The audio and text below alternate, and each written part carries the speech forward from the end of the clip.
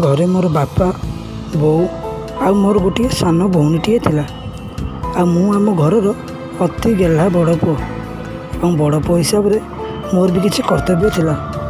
पाठपढ़ा मोर प्राय सरी सरी आसीथिला। तापर मो मुंडरे घरर बोझ आसीगला। कौन करी एमती भाविबाकु लागिली। गोटे भल चाकरीटीए करी आउ आम घरर भरण पोषण करी। तापर मु किछि न भाबी न सुझी बाहरी गली आम ओडिशार राजधानी भुवनेश्वर को। सेठी ए ऑफिस आउ से ऑफिस दौड़ाक लगिली। शेष में दौड़ी दौड़ी मोर चाकरीटीए हो गला।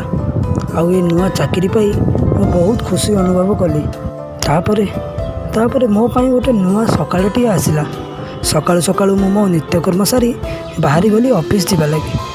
ऑफिसटी प्राय मु रोथिबा स्थान ठारू 8 किलोमीटर दूर रे।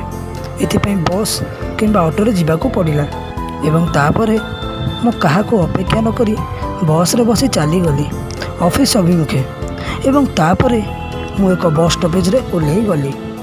एवं हठात मोर नजर पड़ीगला एक सुंदर महिला उपरे। आउ से महिला जनक एक हलदी रंगर साड़ी पिंधिथिले एवं कांधरे तांकर एक भैनिटी बैग को मध्य झुलाई थिले। बोध हुए मु तांको प्रथम करी देखुछि। एवं किछि समय मुहूर्त रे से कहीं केजाणी मते अति निजर लगिले।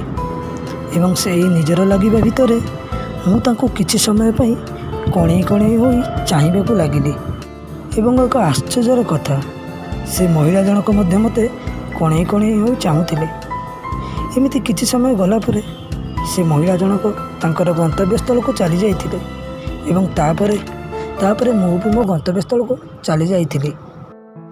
एवं हठात मु मो ऑफिस रे पहुँची से महिला जनक को देखि आश्चर्य हो गली। एवं मु जानी नथिली से आम ऑफिस रे मो सहकर्मी भाव में कार्यरत अछंती।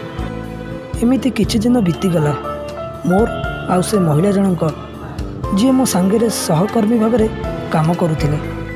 दिनकर घटना हठात मु से महिला जनक को मोर मन कथा कहीदेली। एवं से महिला जनक मध्य तांको मन कथा मते प्रकाश कले।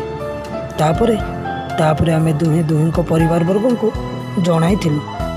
एमिति किछि दिन गला परे आम परिवार वर्ग माने आमको विवाह बंधन रे बांधी देले। एवं तापरे आमे पति पत्नी भाव में 7 जन्म पाई होमोनिया को साक्षी रखी परस्पर को आपणे नेलु। तापरे भगवान को आशीर्वाद रु आमे दुहे नुआ जीवनटीए गढ़ी उठेलु। एवं ये थिला मोर प्रथम देखा।